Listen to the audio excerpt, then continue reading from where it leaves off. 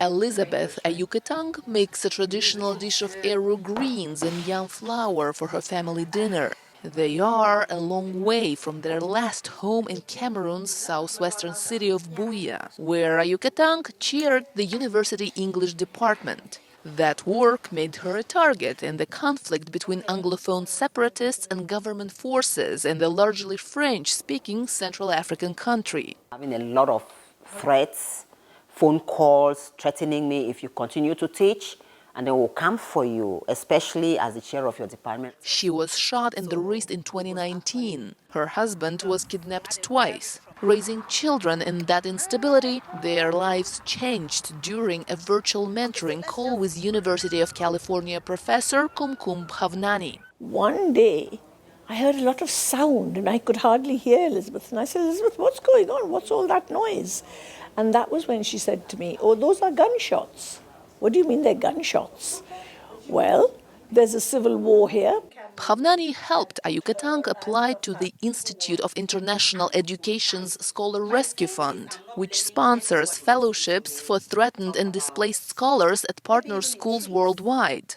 She and her family came here to the University of California at Santa Barbara, where her lectures focus on militarism and the harm that armed conflict inflicts on the environment and on women. Women are mothers to those child soldiers, because you have young kids of about 9 to 16, even 18 or 20, who are all recruited into the army, the army of the secessionists.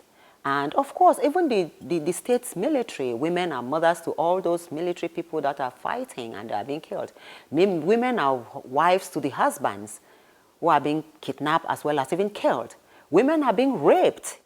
Graduate student Natasha Moore is researching the historically African-American Rondo neighborhood in her native Minnesota. She says a Yucatang's course on African history and culture adds important context. It's almost like you're able to trace how the southern plantation culture was brought up to Minnesota to shape Rondo, and it's that culture, those values, those morals, those ways of being in the world that has allowed Rondo to still persist despite all the state section violence. And if you understand the southern plantation culture, then you're understanding African culture, because that is sort of like a continuation of the African homestead and the black neighborhood are sort of like the same sort of institutions. A Yucatang says living outside the conflict in Cameroon has allowed her to complete a new book of poetry. Walk with me. Peaceful villages now left in smoke, edged by a labyrinth of bullets. Nagasaki again. This time, 50,000 lives lost in 5 years in Noso.